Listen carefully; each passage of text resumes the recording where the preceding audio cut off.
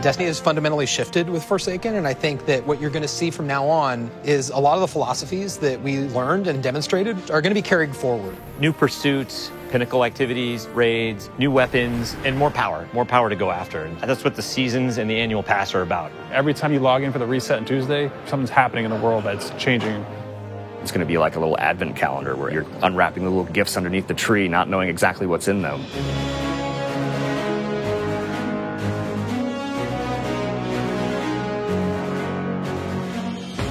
We're not trying to do DLCs anymore. We're not trying to introduce a brand new campaign. Instead, what we want to do is deliver 3 full seasons of content that can last for an entire year and that is coupled with the end game and matches the way players play Destiny.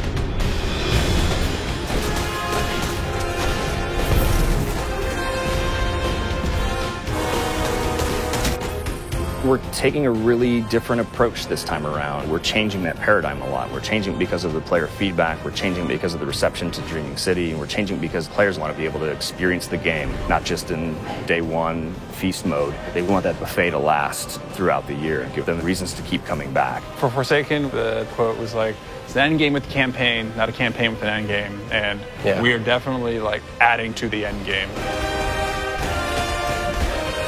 Seasons are really about having content that is available for all players. It's Iron Banner, Crucible, holiday events. But Annual Pass is about having this additional layer of premium content on top of that. The most exciting Destiny is that kind of unexpected Destiny. That is so cool. They like open up portals.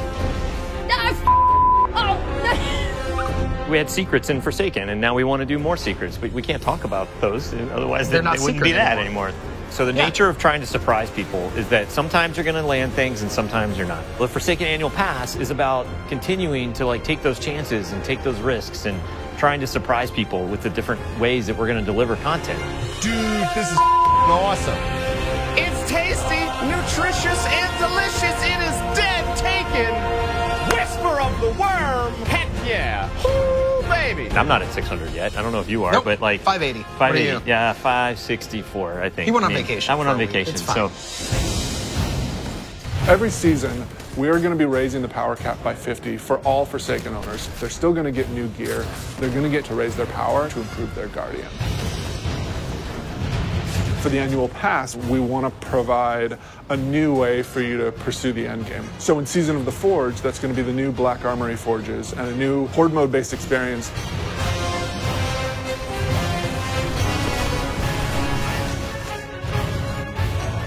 In Joker's Wild, Season of the Drifter, that's going to be new Pinnacle Gambit activities that you can play with your friends.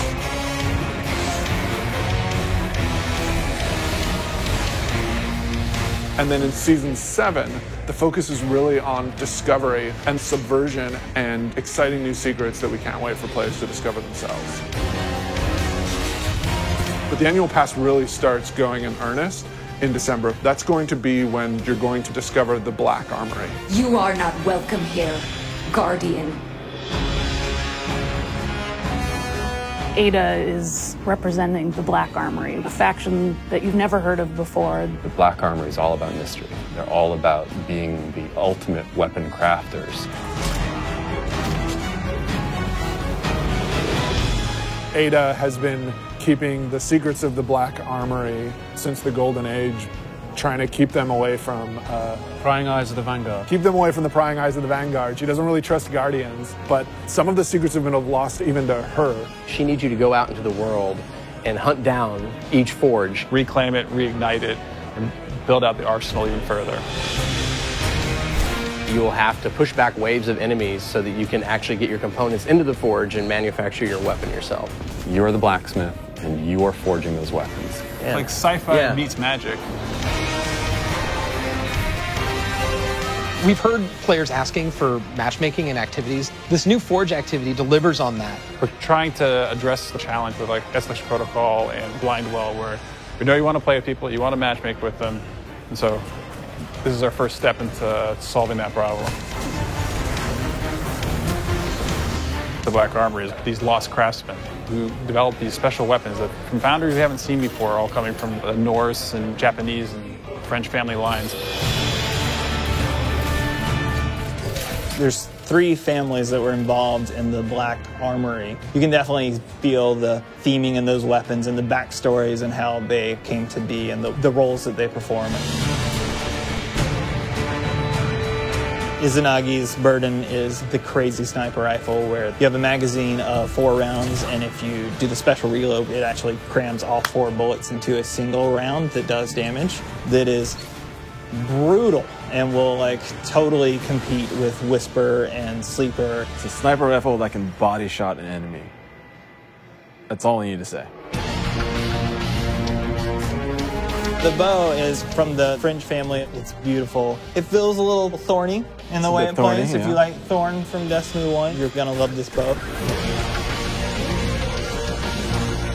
Jotun is the fusion rifle. Goes on your hand. It goes on your hand. It's the arm blaster, as it was affectionately referred to, and it fires a giant fireball slug that will set the ground on fire.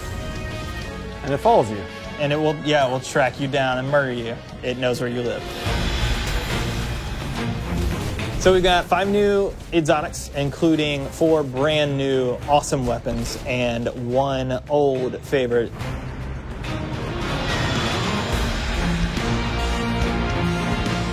We have new legendaries, including the returning archetype of the machine gun. And then we've got a bunch of new weapon mods for you to configure. And we have new perks that basically you have more options within columns. You have more options within columns. If I had like Rampage and then Dragonfly, I could choose to pick between them. Yeah, you can choose. You can choose. In Black Armory, it's about new weapons, new activities, and doing all the pursuits to get more powerful to go into the raid. We're gonna mix it up. We're gonna go in the city. Like we've never done anything like that before, and it's awesome. And you drop straight into this old part of the city that you haven't ever been in because it's been off limits. It's about the unexpected. It's got vehicles. It's different in a very refreshing way.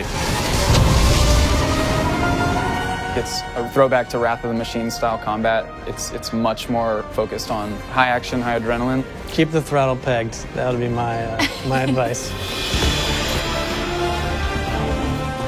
We really don't want to be a box product that you think of as being on a disc. We want to be a world that evolves and changes over time. Anytime you try something new, it's going to be uncomfortable, it's going to be scary, but we got to forge ahead. Like, the world's changing, games are changing, it's time to set a new course. Yeah. We don't want to play it safe. We want to take risks, and we want to have this annual pass explore some of these areas that we haven't done before. We think that started with Forsaken, and we liked what we did, and we want more of it.